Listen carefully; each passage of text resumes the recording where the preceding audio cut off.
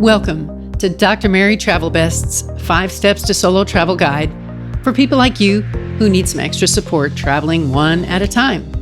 Let's share these ideas and add your own. If you want to give some feedback or ask a question, I'd welcome that. My team is working on a playbook and a third book in the series about 90 days around the world.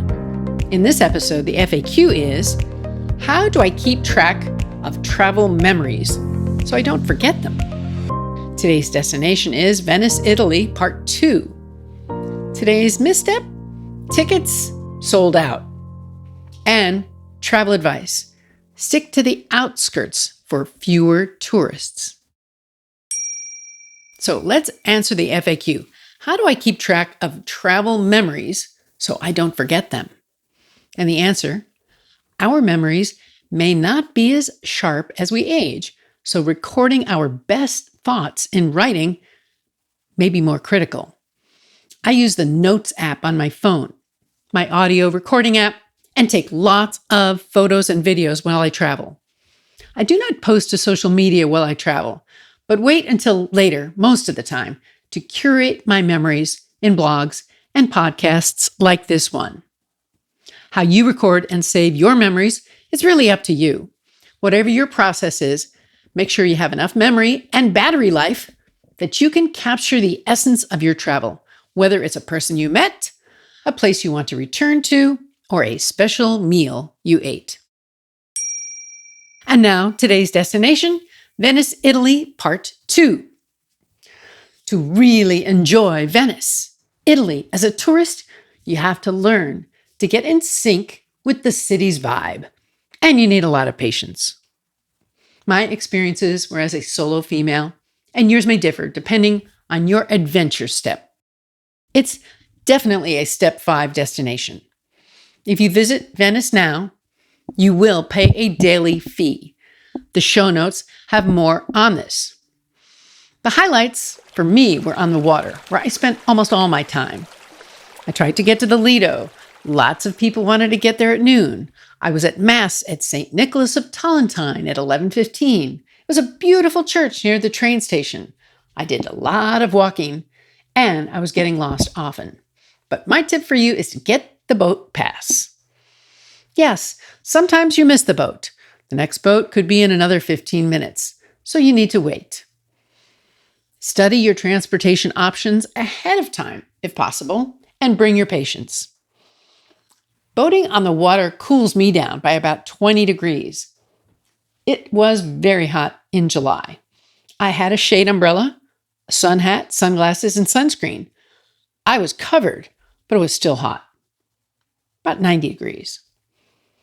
In Venice, I found it hard to find a bathroom, but I finally found one in a hotel in the Mask district.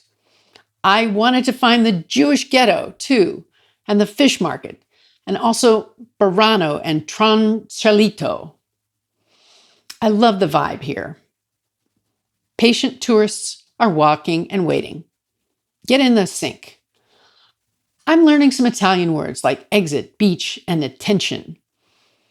And I found a place called St. Elena and St. Mary Elizabeth at the very end of the line 1.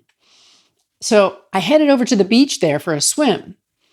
I found a private club that charged about 40 euros to swim.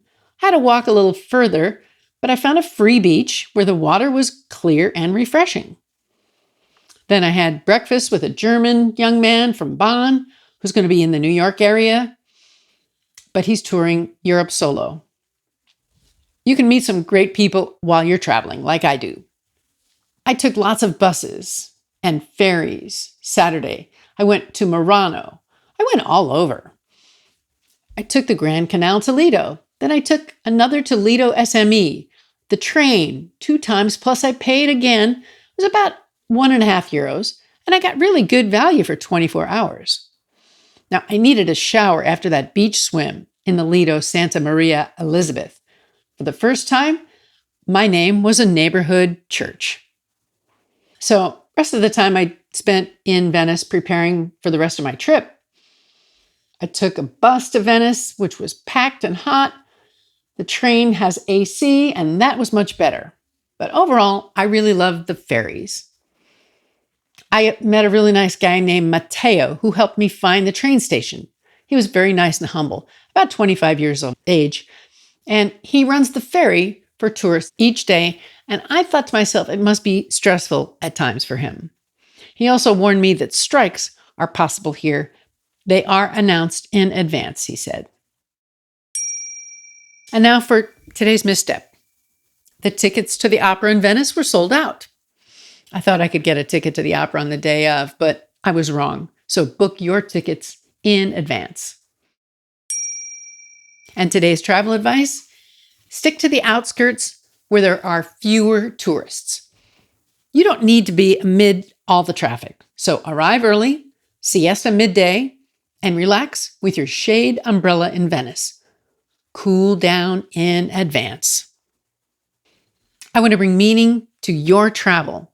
So if you want to learn more, I have a newsletter, Dr. Travelbest, and we can connect on my website, 5stepstosolotravel.com.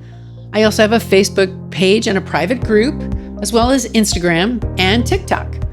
There's more information here in the show notes.